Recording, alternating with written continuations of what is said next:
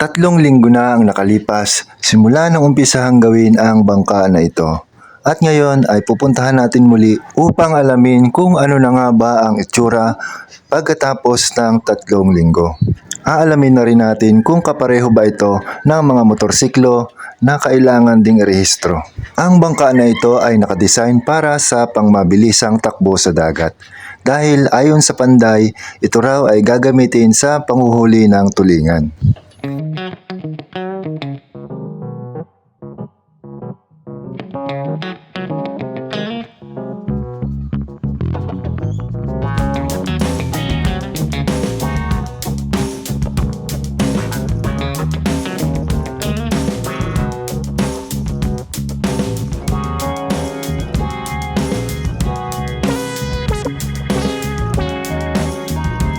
Welcome po muli sa ating panibagong video at kung bago ka palang napadaan dito sa aking munting channel ay huwag mong kalimutang pindutin ang subscribe button at i-on mo na rin ang notification bell para lagi kang updated sa mga susunod ko pang mga uploads. Adi na yan na may-ari ho.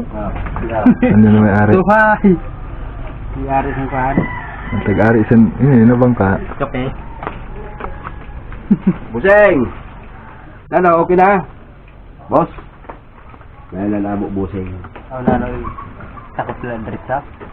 Mag-aalas 9 na ng umaga nang ako ay makarating dito sa ginagawang bangka at naabutan ko dito si Kuya Arnel na nanonood sa paggawa. At dahil gusto rin naming malaman kung gaano nga ba talaga kahaba ang bangkang ito ay aming sinukat. Umabot ng 978 centimeters ang haba ng bangka at ang lapad naman ay 63 centimeters.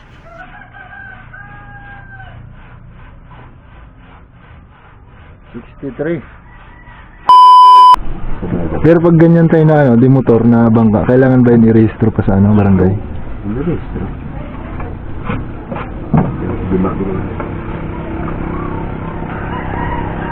Pag i-rehistro yan, kailangan ng kung anong kulay, kung gaano kalaki. Yun pa lang. Libre lang yun, libre lang. Libre lang dahil. Sarang bayan. Wala kang babayaran. Wala bayan. Awan sa barangay may bayad. Ito sa pag-rehistro sa paan. Wala nga. Sa munisipyo? Sa munisipyo yun nire-rehistro. Pero kukuha lang permit sa barangay. Hindi, may bayad ko. Sa barangay? Hindi, may bayad. Pero kayo, maray na. Ako na. Nagsakan ni Sira, wala bayad. Kung ikaw mismo makarin, magbabayad ka gawin. Ayon kay tatay, ang bangka na kagaya nito na may nakakabit na motor ay kailangan din palang irehistro sa munisipyo at sa Coast Guard. Okay, sarado yung nahibo pa. Pagkama lang kasi nakawan. Pero okay, kapag narehistro mo na yan ng ganyang kulay, hindi mo na yan pwede palitan ng ibang kulay. O kailangan mong i-rehistro ulit. Dito pa? Kaya may number ba din eh? Ay, bubutangan yung number. Dito ang kulay siya maiba. Okay na yun. Kaya may number man yun. May sukat talaga. May butang ko ulit ang sukat sila talaga. Tapos sila na ang magbibigay ng number. Ano sa namin eh? Serial number, paano gano'n? Mahihi mo sa lugar doon sa munisipyo. Ipicturean pa yun. Oo. Picture. Picture ang isang. Coast Guard talaga kayo sila na. Pero yun tayo pag narehistro, isang beses lang yan, hindi taon-taon yan. Hindi nire-renew. Hindi, i-renew yun eh. Taon-taon din. Tuwig. Masugad wala tulo. Ano ba tulo ka tuwig? Nire-renew rin pala. Akala ko, pagka narehistro na isang beses, diretso na yan. Okay. Pero ako, nagluya na ini tapos ko, ito lang, naaraman na siya. Pareho din pala sa motor na nire-rehistro kada taon. Okay na, expire mo po.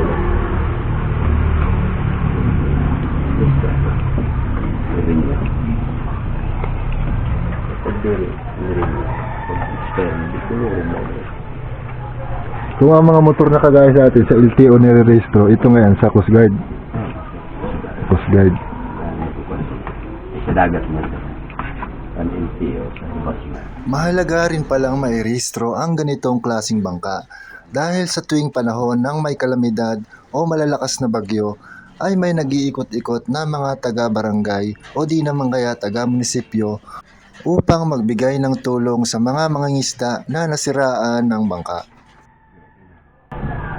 Masugal siya na. Nabibot pa gaya. Sabi nito na may naman. Paano? Kailangan na iparehistro. Nag-aano rin yun, nag-inspection rin sila.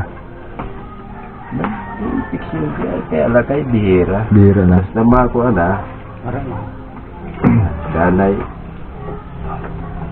Kira katuwid. Ikaw na lang dito ang buto ko.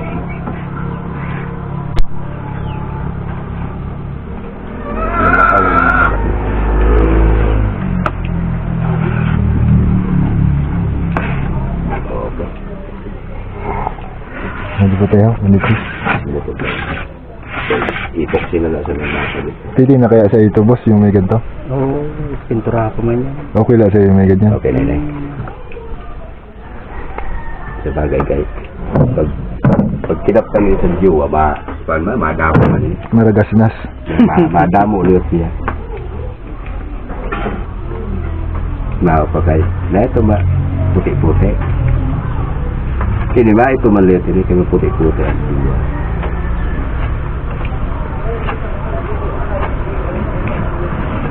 Ayos na. Pagkabit na lang, boss. Yan na kaya, tiga turo. Ay, hulos. Ato pa mara-mara.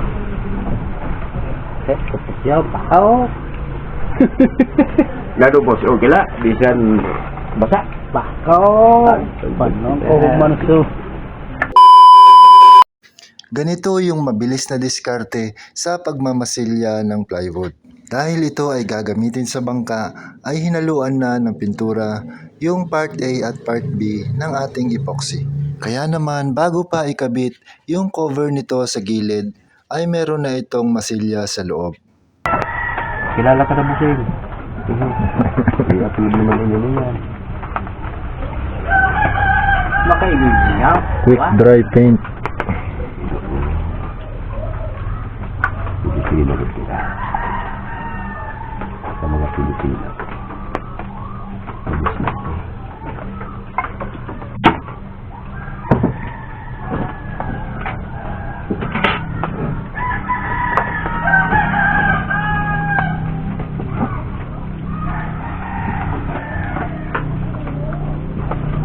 Diri na yung sumunod na ibo.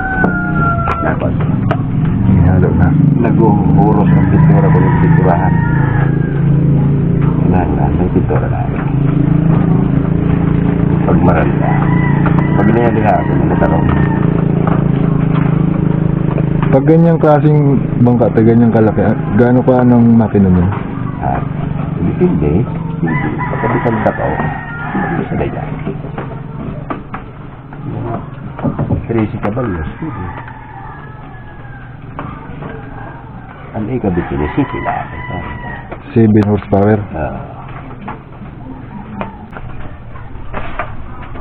Kaya nag-aamo boss kayo. Sa sobra na, pasan niya. Nalit eh.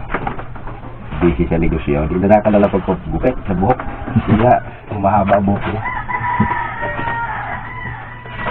Ngayon, orderan sa sosyati na, dali resort. Sana, okay. Bosay nga ito nila sa para.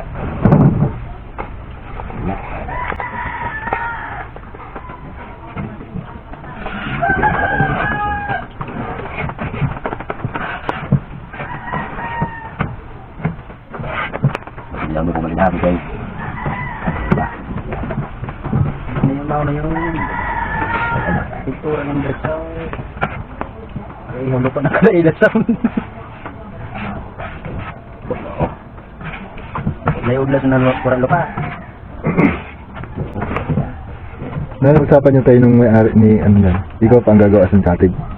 Ako din. Siya. Siya na na. Ikaw lang maghimo si bangka. Hindi mo kita.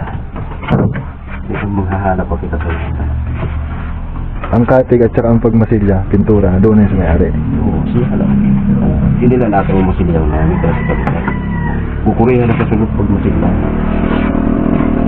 Hindi namin mga kurupor na sana. Hawak ko lang. Hanggang mapuri. Pintura lang. Dali.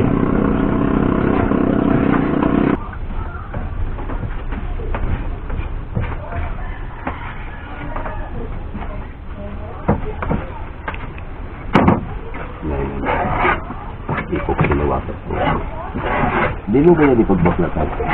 Minsan hulos ko po. Anong style lang bangka yan tayo? Di ba may mga style din ang mga bangka? Ibang kata. Hmm. Ibutan natin yung kamaruti ka na. Yung si Bose. Medyo ganahan man mag-gans ng turingan ka. Pantulingan ngayon yun ang bangka. Ito din. Wala. Ilang tao ang kakasya dyan, busing?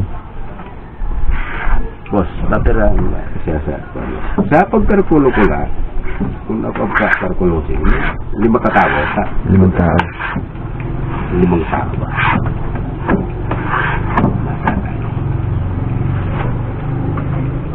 Kung upo ng jowa, pwede 2 na lang. Dua. 2 na lang. Ayun, nasa Nga naman, Ay, nasa 5 ha. babae na yung 3. Kamo na lang na 2. 2 na lang. Makuri man yung puto sa gaba lang. Sa gaba lang. Pakunasi ko ng turingan. Di sa nabutang kasing gabi sa laot. Okay la. May kopo. Dugara dito ang pinit. Ang turingan doon masigol siya.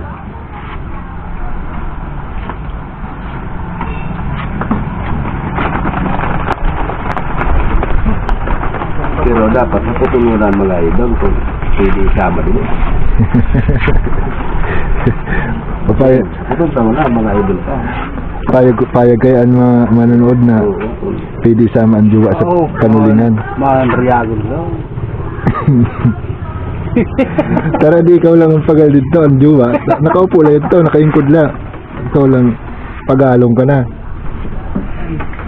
Sarado sa ng kaya sini. Pero kay Royag medyo sa kay. Iupot man na. Mas Sanriago na mag-imom. Kapigil lang. Pag bago ang bangka, kailangan din ipa-blessing. Depende man niya sa tagiya. Pero pwede rin hindi na. Depende sa may-ari.